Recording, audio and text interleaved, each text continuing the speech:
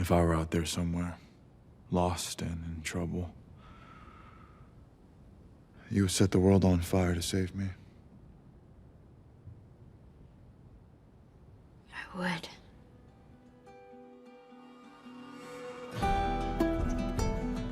Welcome back to the official podcast for the HBO original series, The Last of Us. I'm Troy Baker, and I'm joined, as always, by the showrunners of the HBO series, Craig Mazin. Well, hello, Troy. Neil Druckmann. Hello for the last time, Troy. But also a very, very special guest back with us for the season finale. We're lucky enough, again, to have Halley Gross, who's the co-EP and also one of the writers on this ultimate episode, Halley Gross. Hi, babe. How are you? Hey. Hi. Nina Lopez Corrado directed this episode, knocked it out of the park. Again, the writing on this is incredible. Direction on this is amazing. But man, that end, just, Come on. Here we go. Now we know where we're going. We know where we've been. And what a great setup to what season 3 will be. I'm going to say it now. Listeners, this is the 7th time that we've done this. If you didn't get it now. If you don't get it now, just give up. But seriously, if you haven't watched the episode, thank you so much for being so interested in this podcast. We love talking about it, but we want to be able to discuss it openly and freely without any guilt that we might spoil something for you. So please stop listening. Go watch the episode and come back and join us for this final episode, episode 7 of season 2, Convergence. Following a full episode of backstory, this beautiful mile markered out birthday after birthday, culminating in that front porch scene, we're now back in Seattle. And the first shot is back at the theater. And it shows Jesse treating a wounded Dina. Can't let me die. Yeah, I know. No, you don't. Listen, if I pull it, it's gonna tear an artery. I need to push it through. How do you know that? What if it's the wrong way? I know where the arteries are. No, you don't. You're not a doctor. Dina, shut up!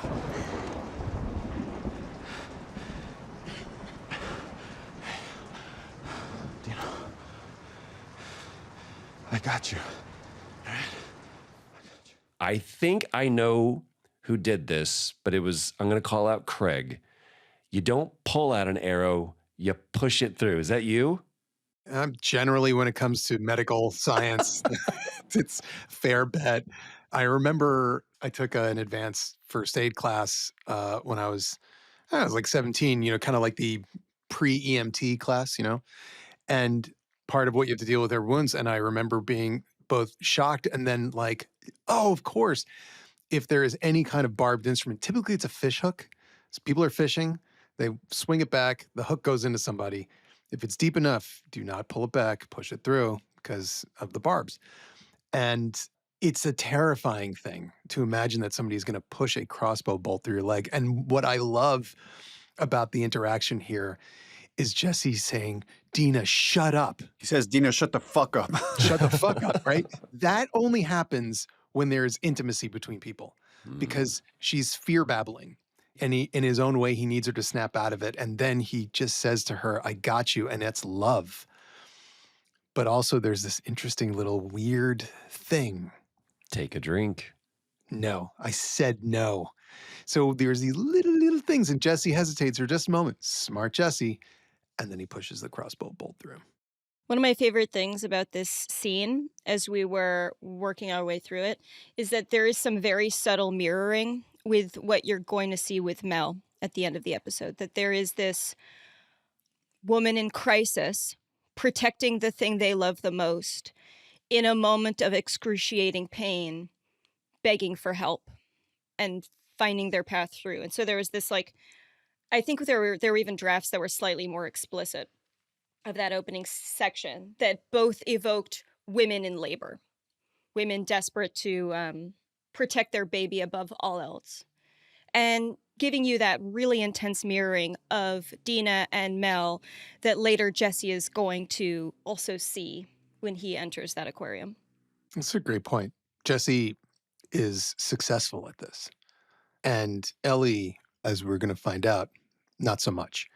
And I love how bad Ellie is at being a hero, just the way I always loved how bad Joel was at being a hero. And yet, even though they stumbled and failed and fell, they managed to somehow get through and find a kind of redemption, which is, I think, what we sort of saw at the end of the last episode, where Ellie says, I don't know if I can ever forgive you for this, but I would like to try. That is at least the promise of a kind of redemption. But Jesse doesn't need that. Jesse is good at stuff. And I don't think anybody watching that is wondering for a moment if it's going to work. Of course it's going to work. It's Jesse. There's this beautiful moment between Ellie and Dina in the dressing room. It's the first thing. Ellie comes back and she says, where is she? And she's in the dressing room.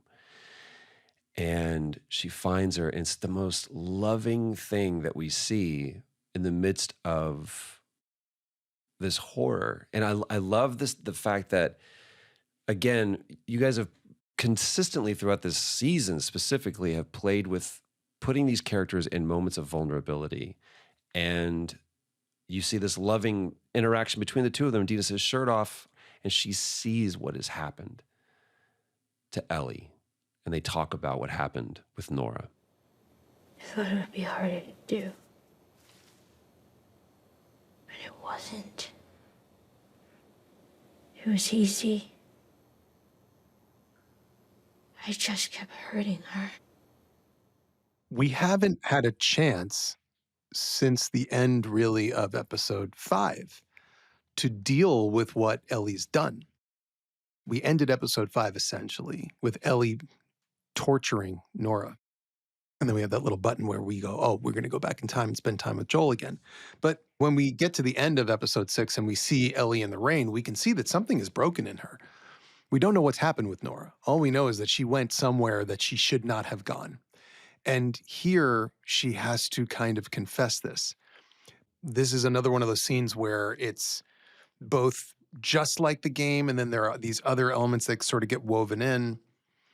She found it easy to torture Nora. What's hard for her to do, and what she feels a terrible need to do, maybe because episode 6 kind of happens in Ellie's mind as she's walking through the rain, all those memories, and the memory of Joel having to tell her the truth. She has to tell Dina the truth. She has kept something from her and all of us, that this whole time that she's been going after this theoretically motivationless villain, not only did she know why Abby showed up to kill Joel, but she knew before Abby showed up to kill Joel what Joel had done. She knew it and did not tell Dina.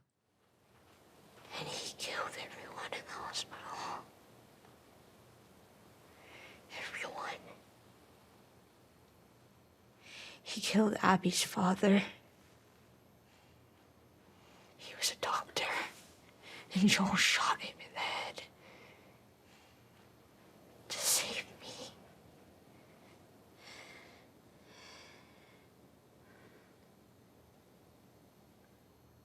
So that's why they came. When Dina says to Ellie in episode 3, I wasn't going to tell anybody before I told you.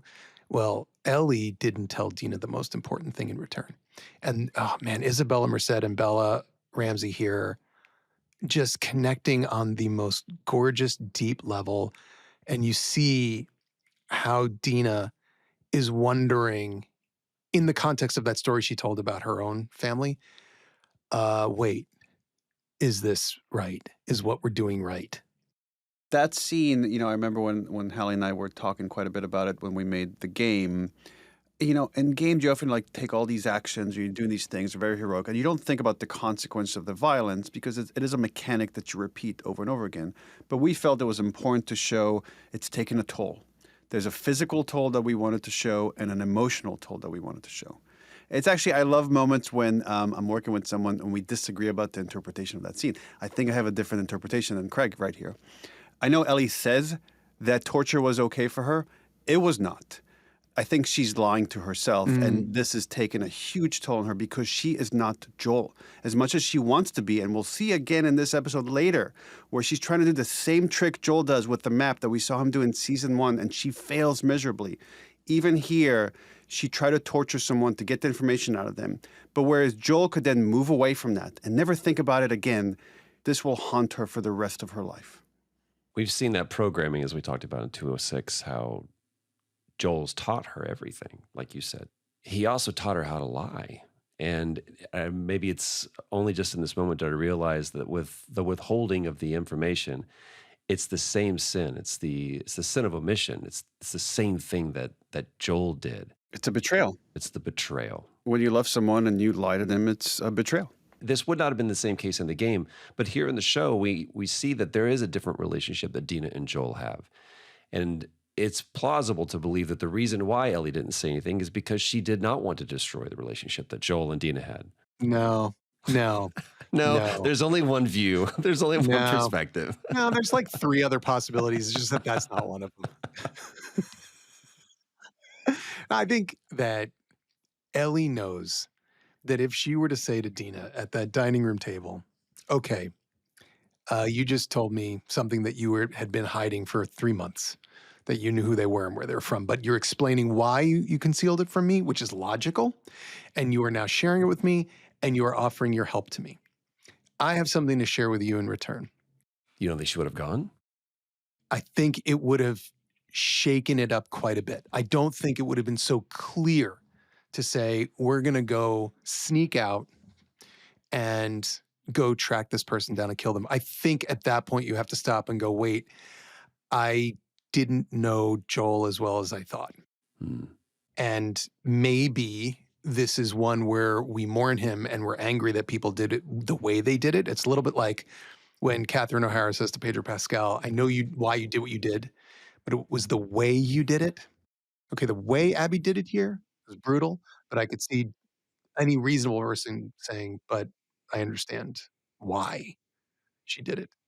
Ellie withholds that because she's worried that Dina won't help or that anyone won't help. I also think there's a level of judgment, right? There's a level of, I don't need resistance. I'm going to do this no matter what the answer is. And that's what we'll see over the course of the episode, right? Like, this is sunk cost fallacy for Ellie. This is Ellie entering her villain era. Love that. Right? And we'll watch over the course of the episode where the universe will say to her, girl, turn back, stop. Girl, turn back, stop. And this is just that first moment of, hey, this woman who has been on board with you, who has been your ride or die forever, is saying, we have to go home. This is your family. This is your future. Saying, we need to stop right now. And that's not enough.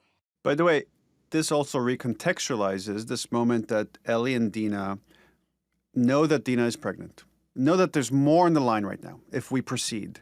And in withholding this information, Ellie robs Dina of making a fully thoughtful choice. Yeah. And because Dina says, we will proceed. I'm choosing to move forward. But would she have chosen to move forward if she had all the information? Maybe, maybe not.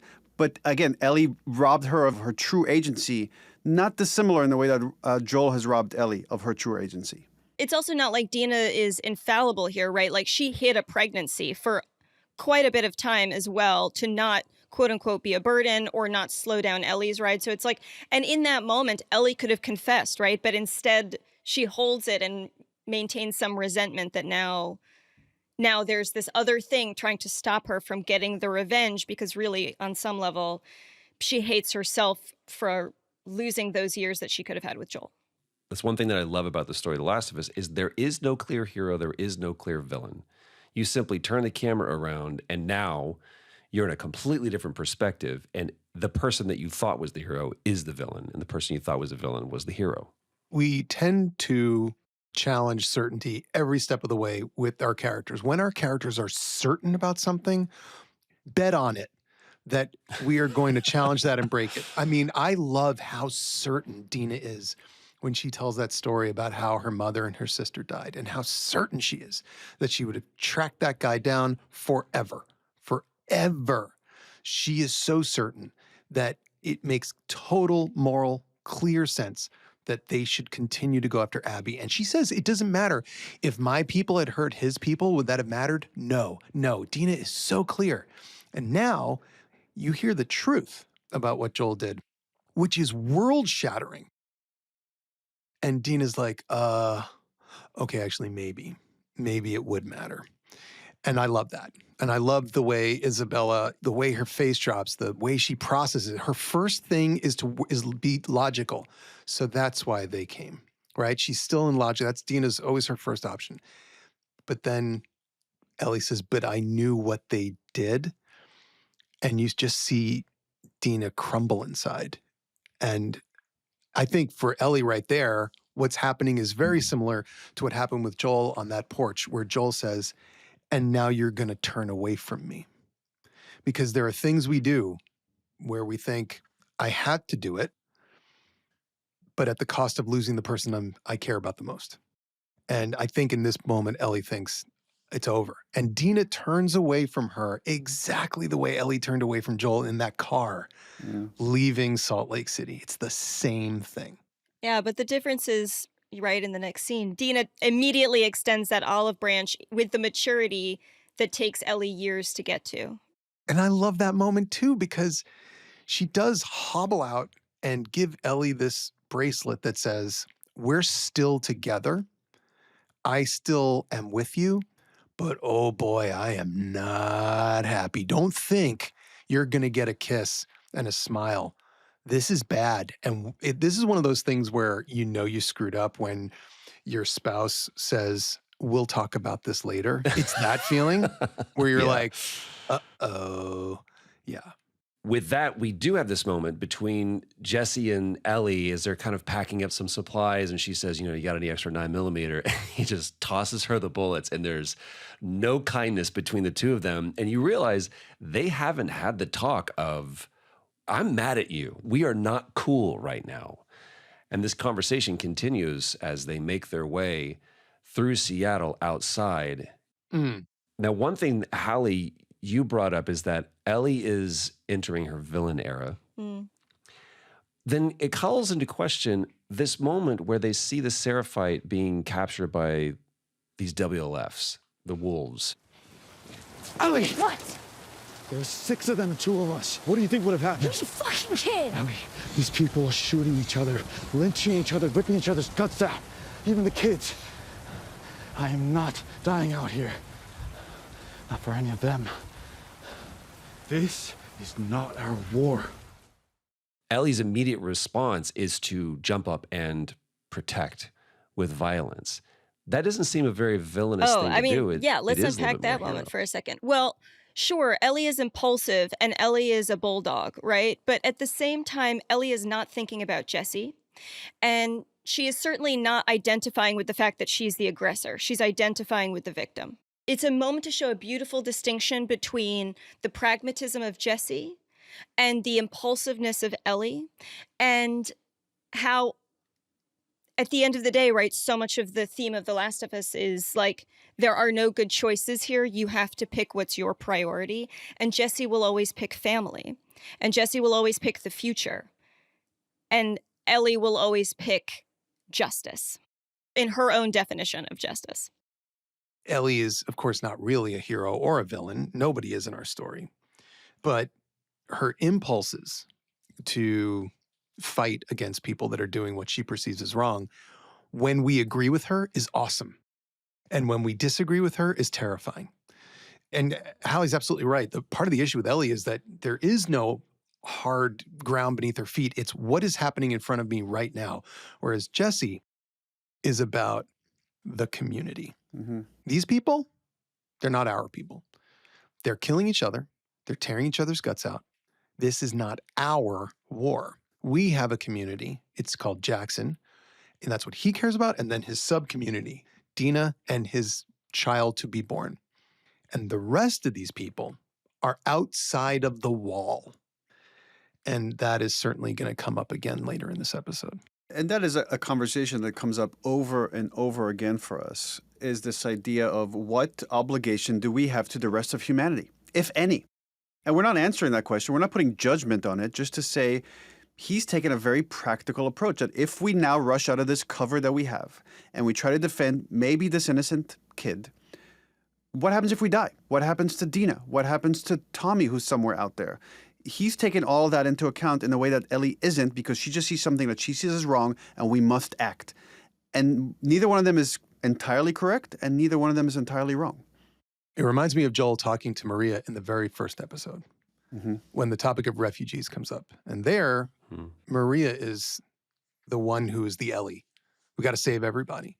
And Joel says, we're no good to anybody if we can't help ourselves. If they swamp our lifeboat, we drown. There is this tension always between the two kinds of love. This has been going on since the very beginning of our series, and it will continue all the way to the end. There is the love that goes outward and protects and cares and nurtures, and there is the love that surrounds and defends at any cost. And the truth is, they are both necessary, and figuring out how to balance them is so essential. But it will always drive these debates. How do you properly love somebody so that you can help them without hurting them or hurting yourselves or destroying yourselves in the process? We haven't had many opportunities to spend some quality time with Jesse, played by young Mazzino. And we get to have this moment with him as they're back in the bookstore looking for Tommy. And we find out that he feels the mantle of responsibility that's on Jackson. We've heard people talk about that, but this is the first time we really get to hear it from his perspective. So she asked me to go with them instead. And I wanted to. More than anything. Then why didn't you? Because the people at Jackson took me in, raised me, cared for me. Because everyone there is counting on me to be the next Maria. Because I was taught to put other people first. Jesse has sacrificed. His first instinct is to sacrifice, to give. So he could have done a very selfish thing. He could have followed love. He could have left. And he gave up a chance maybe for, I guess, what you would call happiness in that world because of a sense of duty to others. And that is something that Ellie simply doesn't have. And in this moment, I think you would be excused if you thought Jesse's absolutely right and Ellie's wrong. But when she challenges him, he makes a great point. She's alive because of him. She's alive because of his sense of duty. So whatever it is that she wants to do to punish Abby, to close this circle, to put her grief to bed, all of it, any of it, is all by the grace of his sense of duty. And that's something that Ellie's going to have to ponder, I would imagine. Well, if she were capable of a lot of pondering, which you get the sense she's not. She also doesn't get a lot of opportunity to do that because this moment between the two of them is interrupted by voices on the radio that let us know that there's a sniper. Jesse automatically assumes this is Tommy. Ellie is distracted by something else. She looks out the window and she sees the Ferris wheel. So Halley came up with this idea that when Ellie was torturing Nora, in her sort of pain and half-infected delusion said two words, wheel and whale. And those words make no sense. And here the mystery is solved. The wheel is the Ferris wheel. The whale is painted on the side of aquarium. That's where Abby is at long last. Ellie has figured it out right in the moment that duty calls. And duty says, you go find Tommy, save him, and then get the wounded pregnant woman out of Seattle, bring her back to safety, and let us return to our lives. That is the Eagle Scout course of action. Ellie has a different duty at this point, which is to find Joel's killers and bring them to justice, and specifically Joel's killer. And in her brain, the math that she's doing, that is more important. And, you know, a couple episodes ago, I think we talked about this metaphor that we talked quite a bit when writing the game and the show for Ellie, which is addiction. We just saw Ellie with Dina, and Ellie's has accepted, we have to go back. Let's go get Tommy and leave. She's accepted that. And now she's relapsed completely because the drug has re-entered her system. Abby is right there. She's within reach. Yeah, it's easy to say, I'm not going to drink again when there's no more alcohol around. But say you're not going to drink when somebody puts a shot in front of you. Now there's a challenge. And I think that, yes, Ellie would have gone with Jesse to save Tommy. That's why she's out there on the road with him, is to find Tommy and save him and bring him back. And she would have, because there was nothing else to do. Her clue path was over and ended. And when she realizes, there is now a chance to do that, watching her rationalization. Ellie, Oh my God. Ellie, it wasn't in the best interest of the community. Fuck the community! All you do is talk about the fucking community, you hypocrite! You think you're good and I'm bad? You let a kid die today, Jesse. Because why? He wasn't in your community? Let me tell you about my community. My community was beaten to death in front of me while I was forced to fucking watch. So don't look at me like you're better than me, or like you'd do anything differently if you were in my shoes, because you're not, and you wouldn't. So this scene is just one of those moments where Bella Ramsey transcends for me as a performer, because what we asked her to do is nearly impossible. We asked her to have a revelation, then enter a state of denial that is somewhat convincing. So it's not insane sounding. Like rationalizers rationalize. They come up with good arguments, even though there's something else underneath them. And then when she's called on it, turns it around on Jesse in a way that actually is quite impressive and true and meaningful, because Jesse did let a kid die. And he's not perfect. His method, his moral choices are his choices, but they are not superior to hers. They're just different. And watching that unfold and then seeing Jesse's heart kind of break because he feels like she's gone, I've lost her, is just, the two of them just did incredible work there. But she's such a hypocrite in that moment. Right. Yeah. Because which community is Tommy in? Exactly. Which community is Jesse in? Should he be out by himself? Well, like you said, it's denial. She goes, you don't know that it's him. You don't know that that's Tommy. What is so interesting about Ellie to me is that she is, on the one hand, nowhere near as morally pure as somebody like Jesse. Jesse, we look at Jesse and the way he behaves, the selfless kind of Christ-like way, and we think that is the way to go. But even Jesse himself later on is going to point out that there is a purity to Ellie. And the purity to Ellie is that circumstance will never matter. That once she zeroes in, she will not stop. She'll never, ever hear an argument that sways her. Jesse could hear an argument that sways him. Jesse didn't vote for her. I mean, that's quite a revelation. I voted no because Jesse does the math, the moral math. And it was going to end up costing more lives than it was worth. And so the math was, I don't want to send people out there to Seattle. But Ellie will never do that math. I mean, the calculation here is, and the argument, the crux of this entire story is that does life trump justice?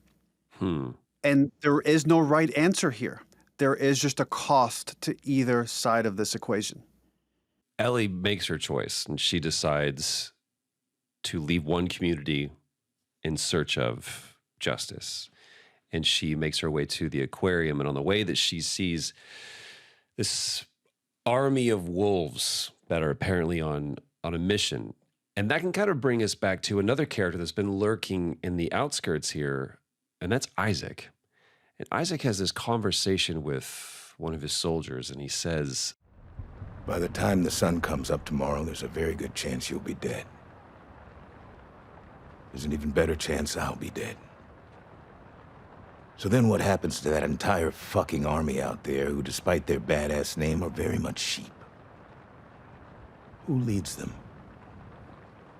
Who secures our future? It was supposed to be her. There's clearly something going on tonight. From the very beginning, we hear on the radio, we're going radio silent. Nobody's on the radio tonight. It's happening, basically. It's on. And then Park comes in to talk to Isaac, and yep, we're prepared. Everyone's ready. And the storm is going to be even bigger than we thought. It is a convergence zone, which is I love convergence. It's just a perfect word for what's happening in this episode. And that is apparently going to help them with their whatever this operation is, but it feels like whatever's going on tonight, it is the culmination of a very long war. And we will not see that war tonight. We are going to see some indications that it has begun, but we will not see it tonight. Happens in the background as she steals the boat. We see this massive explosion, this fireball in the sky. It was great. I think it's safe to say that Isaac and his story, and we also get another glimpse of the prophet in this episode. The prophet has been painted on the wall again, but this time the prophet looks different. So what's going on there? As Ellie says, is there more than one of them? Well, this is a good question. But the background war that has been a bit vague, and it's really been background for Ellie and Dina, clearly is about to become foreground as we proceed to our next season. Well, do we talk about this woman who appears with this child? And there's this weird power dynamic that we see, something that we've borne witness to with someone else being hung up and cut up in 2 previous episodes. Now Ellie finds herself in the same position where the noose is around her neck and her feet are dangling just above the ground. And the kid, this young child, is the one who gives the thumbs down. It's the most heartbreaking part of, I think, of war and of extremism and extreme tribalism is the way that innocent children are indoctrinated, and they don't have a chance to live in a world where they don't immediately demonize some other outgroup. It never happens. This moment where this mom looks at this little boy, it's not like, hey, what should we do? It's more like, what do we do now, son? Yes. And he's like, this is what we do. We cut them open. And it is terrifying when children, it's just like, that's the roughest thing. When you see any kind of extremist group of religious extremists, racial extremists, when you see a kid in a KKK outfit, it's just like, oh God, what are we doing? Why would we do this? It's another example of that sense of community. Now, this is something that we had in the game and cut it out because of time constraints, where Ellie got swept away to where the scars, the Sarafites, live. And it achieves multiple things, and it was important to include this. Is like, one, it just shows here's another community that's so xenophobic that they are about to kill someone that would have fought for them moments earlier, that wanted to protect one of them. But they are not even curious to interrogate any of that. This is an outsider, and the outsider must be killed. Isn't that right, child? And right, the child agrees immediately. And the other thing this scene achieves is it shows, again, Ellie's obsessive desperation to find Abby. It's as if the universe is telling her, stop. Look how far you've come. You've almost died. Stop. Go back. And what does Ellie do? She keeps going to the aquarium. She makes her way to the aquarium, and she doesn't find Abby there. This show and this story are no stranger to tragic endings and visceral moments of violence. Specifically, this one, though, was, we have to talk about this scene with Owen and Mel. We'll save Mel for just a second. I want to talk about this moment with Owen. He's caught off guard, and we have seen this be someone who's very tactical, who's someone who is very pragmatic. He understands how Abby works. He's caught unaware by Ellie. She's gonna kill us either way. No, I won't. Because I'm not like you. 3, 2. I'll do it. I'll do it. I'll show you. Slowly. Slowly.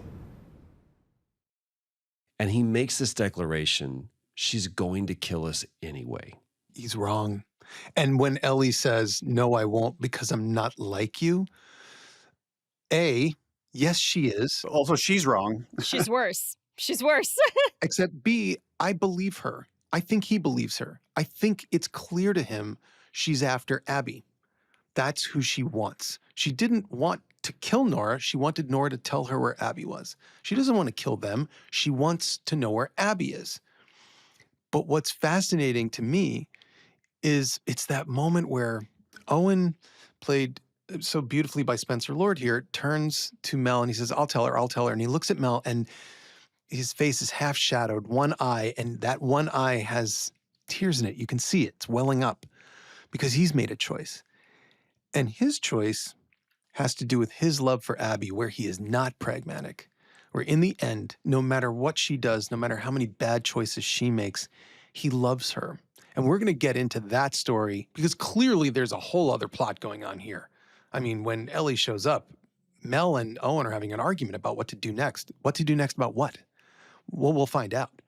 But what we know here is that Owen's dedication to Abby runs very, very deep, whereas Mel's dedication to Abby doesn't exist at all. Mel's dedication, turns out, is to someone/something else. I'm jumping ahead a little bit, but it's important to note that our two moral characters, the most moral characters in the story, are Owen and Jesse.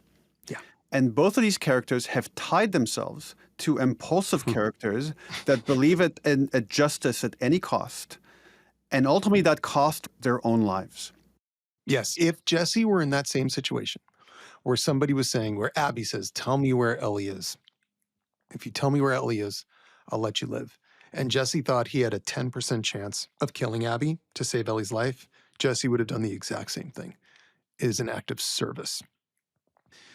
And I think that's what's so heartbreaking about this is that I remember talking with Spencer and he was like, how fast should I get that gun out? I'm like, as fast as you can. But you know, this is high risk. Like it is a 1 in a million chance, but you're going to take it anyway. We've seen Ellie be very skilled with the gun. The gun goes off in her hand. Yeah. And there's this immediate look of, oh no. And you see Owen drop, but that's the prelude to the real moment that's about to happen. I don't know if I will ever recover from Ariella's performance. Yeah. I don't even know how to begin. How deep? Deeper than you think. Which way? Which way? Love transfers. Transfers. What? I don't know what that means. Love transfers. Love transfers. What? Tell me what that means. Let's sing a song of praise to Ariella Barrera for a second because, Woo! you know, Mel as a character in our first episode and our second episode kind of was a punching bag for Abby. I mean, in episode 2, Abby takes like 3 different shots at her, including shut up. Poor Mel, who is a doctor, who is good, who is trying to save the wounded, who's trying to save Dina, who is crying while Abby torments Joel. She's been the recipient of all of this stuff. And we maybe don't have yet a full sense of who she is. Obviously, we can see at the end of the episode, we're going to be reliving these days and we are going to get to know Mel better. But here in this moment, what Ariella does is so remarkable. In a scene like this, as a human being, given the circumstances of what she's trying to do, she would cry. And I remember saying to her, but you can't. Can't. You can't because you have to become a parent here. And Ariella isn't a parent. And I was like, here's the parent lesson. When your kid is in danger, you don't have anything except save mode. And you're a doctor and you are going to be a doctor. And that's why it is so, so heartbreaking. Curious, Troy, doesn't that direction sound oddly familiar? Do you remember like when you were playing Sarah's death and our conversation was like, only worry about saving her. Don't worry about mourning her. Don't worry about being sad. As a parent, all you can care about is how do I save her? Even though you cannot. The one thing that is most prevalent about The Last of Us is how we've talked about how even in his death, Joel casts a long shadow on the story, but so does Sarah. And that moment, for me, I don't think I understood because I wasn't a father. And I understand in this moment now with Mel exactly what you're talking about. It's my life is forfeit. It doesn't matter. We have to act quickly. Yeah. And this is where Joel and Ellie are different, and where Joel's behavior and Ellie's behavior are different. It's also where Joel's behavior and Mel's behavior is different than Abby's behavior. The two people who are the most alike in this story are Ellie and Abby, because they don't have children. They are not making new life. They are pursuing death as punishment. But Joel pursued death to save a life, to preserve love for another person. And Mel is doing everything she can in her final 30 seconds to save a life. And there is a fundamental difference there. It doesn't make somebody better or worse if they are a parent, but there is a knowledge, or at least a change of perspective and interest as a parent that occurs. And it is going to be interesting to see, particularly with Abby, if that's going to change. We know it's changing with Dina. So this idea of motherhood, we said like season 1 was all about fatherhood. Season 2 is about motherhood and mothers struggling to protect their own child. Creation of life, preservation of life. Very different kind of love than the kind that Ellie and Abby seem to be showing. Halley, you have a penchant for writing savage scenes. Oh, thank you. This one is different than it is in the game. It did go a step beyond. How did you approach this scene? We were talking about this scene, and then Craig calls up and he goes, I have a crazy idea. So unlike Craig. Hear me out. What if she tells her to cut it out? And I'm like, girl. Yeah. I have a crazy idea. What if we took a very, very traumatic scene from the game and made it even more traumatic? And I'm not doing it on purpose. Maybe a little bit. Maybe a little. Go on, Neil. I see that hand. If I may, sometimes we write these things and an audience might say, why? Like, it's so upsetting. Why would you do this? Is it just to upset us? And the answer is no. When we were working on the game and Halley and I were initially conceived of this moment, we look at it as a very kind of almost like an engineering problem. And to say there's a metaphor to the story about the cycles of violence that happen in the world that we live in. The best stories give you like a blueprint to life and how to look at it. And again, we're not trying to put judgment on it. But often in these conflicts of tribalism, of communities doing worse and worse things to each other, and here it's represented as individuals, but you could apply the same thinking to large groups of people. There's often people caught in the crossfire. And we have this like really chilling term called collateral damage. And this is a metaphor for that. In this pursuit of justice, and Ellie in many ways is just in what she's pursuing, people get caught in the crossfire. And here, it's a child that was about to be born.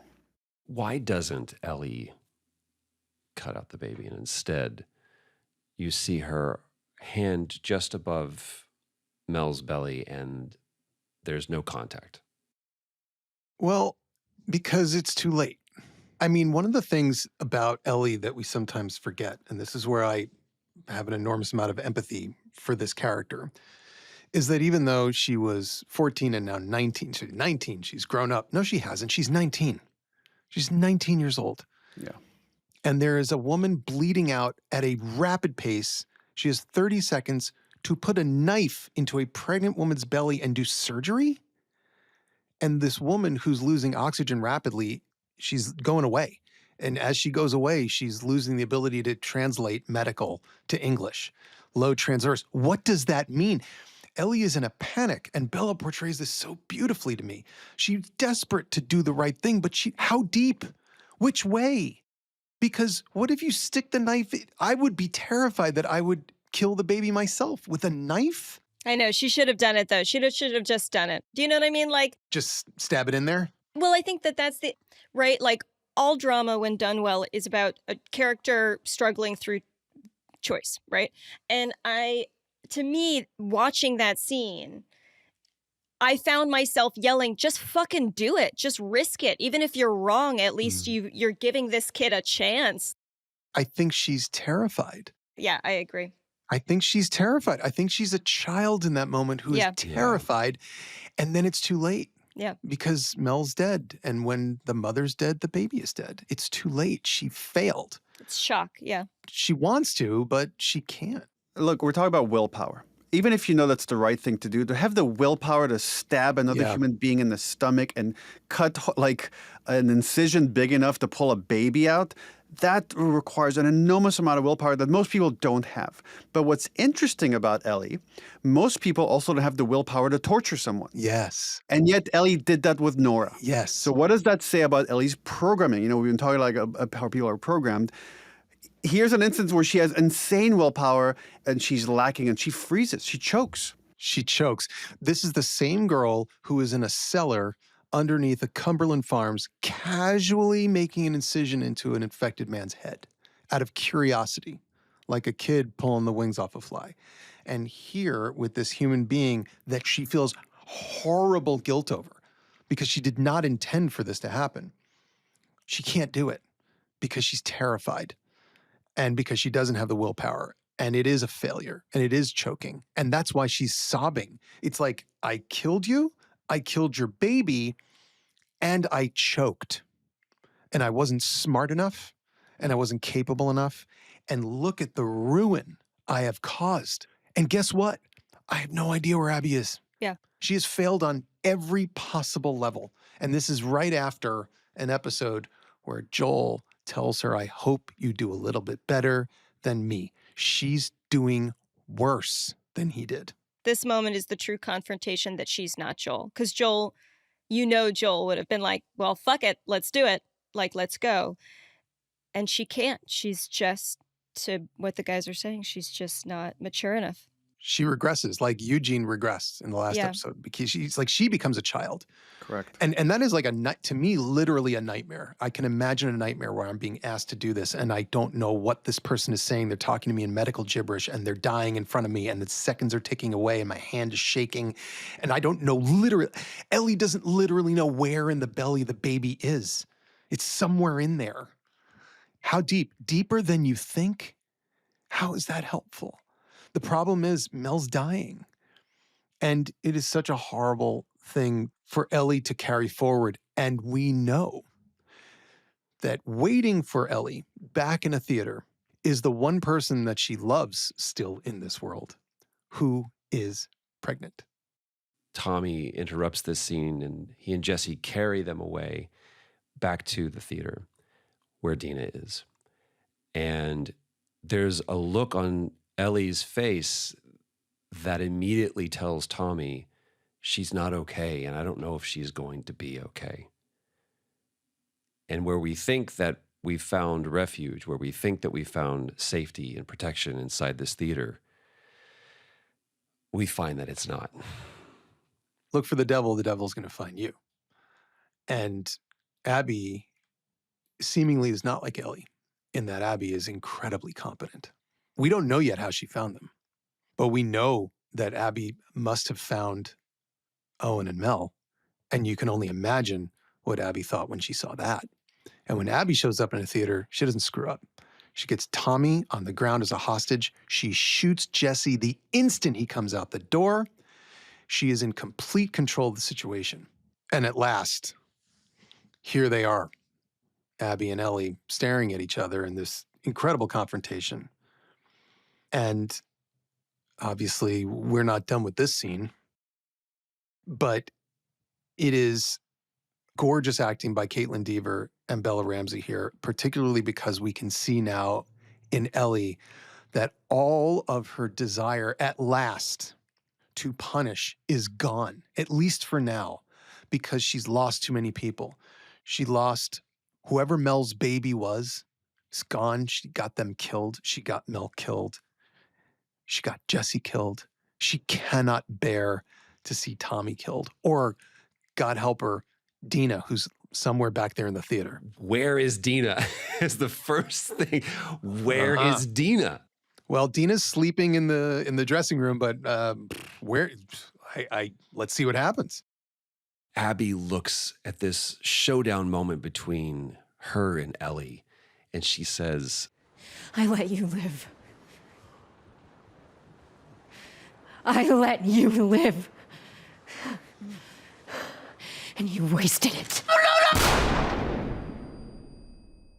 Gunshot, slam to black, and then where we started, Seattle day one, baby. Woof. What a great way. What made you choose to end season 2 with this? There's a whole palate cleanser, not only starting with this wake up with Abby. We're day one in Seattle. It's bright. It's beautiful. We're not in the midst of the storm. And one of my favorite things, this amazing song, Yeah. Burden in My Hand. Talk to me about this is how we're going to go out on season 2. Well, I think we've talked about it in the podcast. If not, we've definitely talked about it in interviews where we were joking that it's like, oh, it's weird that a story structure is a spoiler. Because we've talked a lot about, and fans have debated, whether we would stick to the structure of the game or not. And in many ways, we've deviated. There's certain events we've moved up, and we've talked about the reasons of why we've moved them up. But on the whole, there is thought behind this madness. And it's hard to talk about without, kind of spoiling exactly what our plans are. But there's a reasons why we got to this confrontation between these two forces that we've been waiting for them to collide with one another, and that we stop and we go back in time and we're signaling to you there's really important stuff about Abby's side of the story. There's all this context that is required for us to move forward with that confrontation between these two characters. And then ultimately we could step away from this and say, this is what it's all about. And the game was constructed in this very meticulous way to communicate this idea. And now you're seeing, on the broad scope of things, we're going to do something very similar with this show. What are you most excited about setting up for season 3? I'll tell you what I'm most excited about. This season was narratively really hard to do. It was hard to pull off, and I believe we did. And I think, judging from the critical reaction and the audience reaction, it seems like we did. It's very hard to pull off because it was dark and it was looping around and heading towards a cliffhanger. And that's a different kind of story than the one we told in season 1. Season 1 had a beginning, middle, and end because it was adapting a game. And I think some people maybe saw this season and went, wait, why isn't there a full ending to it? Well, usually television series don't have full endings. There is somebody running in and saying, she's alive, and then you cut and it's like, oh my God, she's alive. I need to get the second season. And that's what happens here. But what I'm really excited about for season 3 is that it is not having to loop back and around really or head to a cliffhanger. There is going to be a pretty clear forward driving with a brand new hero. Somebody that I think, it's funny, I was watching my wife watch the second episode, and her concern for Abby when Abby was crawling under that fence was so palpable because you immediately identify with that person. You want them to live, yes.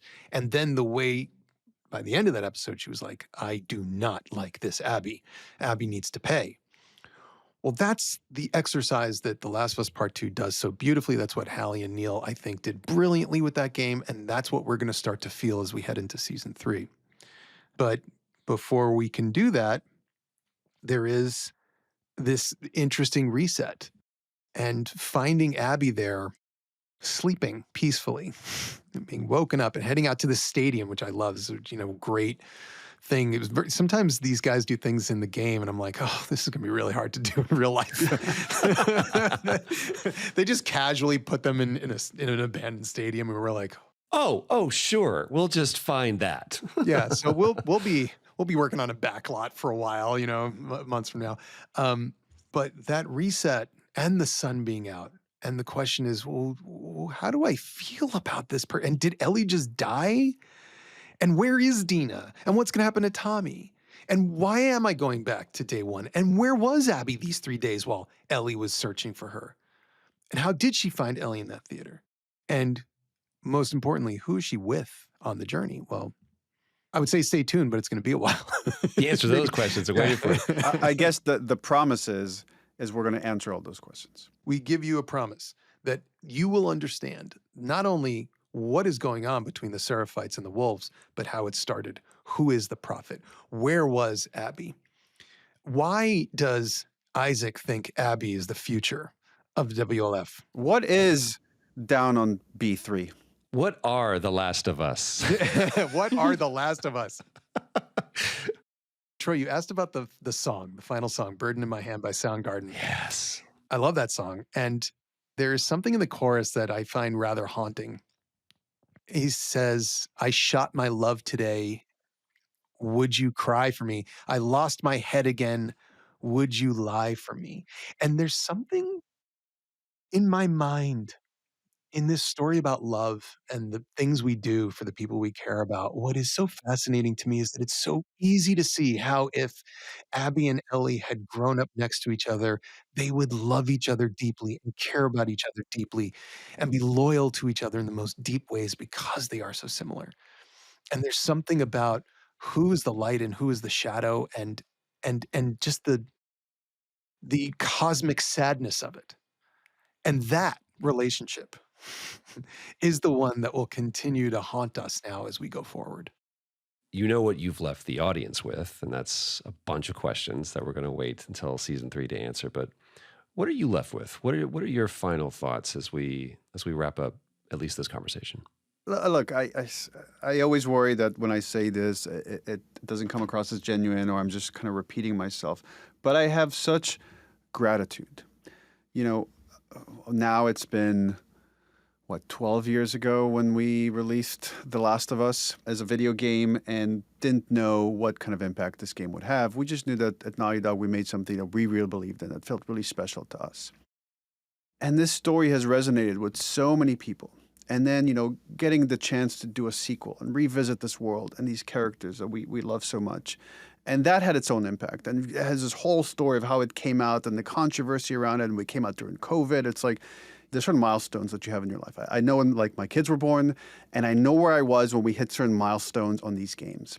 And then to team up with Craig and HBO and get to do it again and revisit this world and these characters. And I'm like, oh my God, I get a chance to live with these characters some more. I love these characters so much. And now we had a successful season. And the reason why I like success is not because of the money or anything else that comes with it. It's because it gives us the chance to do it again. We love what we do so much. I just feel such gratitude that people are showing up and are engaging with the work and are talking about it, are now here listening to us yap about this stuff. It's just an incredible position to be in, and it's why we work so hard, and it's why we're now looking forward to this next season and to finish the story and do it properly. What I'm left with at the end of this is a sense of great joint accomplishment. This was an absolute beast, way bigger to mount and create in real life than season 1. And we all did it together. But the size of this family, our crew, I mean, not just me and Neil and Halley, but then spreading out to all of our producers and our cast and our crew. I wish people could see how much work everybody puts into this day after day after day. And of course, it's pretty intimidating now to think about doing it yet again. But that's what I said at the end of season 1. I was like, I don't know if I'm ever going to be able to do that again. I don't know. So, okay, well, here we are at the end of season 2. I'm like, I don't know how we're ever going to be able to do that again.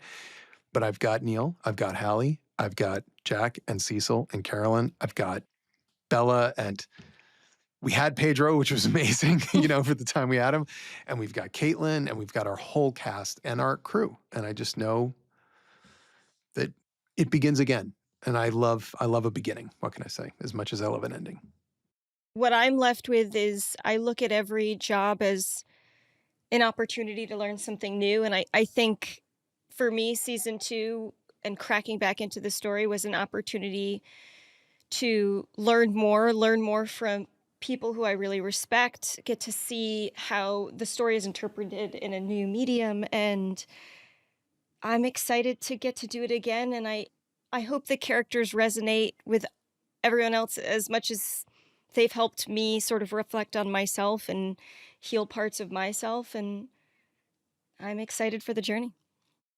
I learned so much. I mean, again, like you said, Neil, this has been a story that I've been a part of now for almost 15 years. And for you, it's been much longer. And for Craig, it's been a long time. Halley is you as well.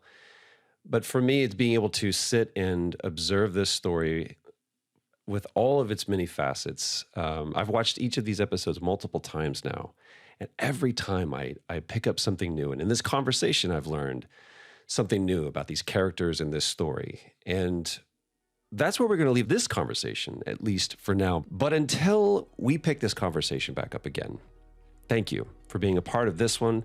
Thank you for continuing to talk about this. Thank you for continuing to watch and celebrate this story and these characters with us. And until season 3, endure and survive. This has been the podcast for HBO's The Last of Us. Our senior producer is Emmanuel Hapsis. Our producer is Elliot Adler, and Darby Maloney is the editor. This episode was mixed by Raj Makija. Our executive producers are Gabrielle Lewis and Barry Finkel. Special thanks to Becky Rowe, Allison Cohen, Aaron Kelly, and Kenya Reyes from the Max podcast team. Production music is courtesy of HBO, and you can watch episodes of The Last of Us on Max.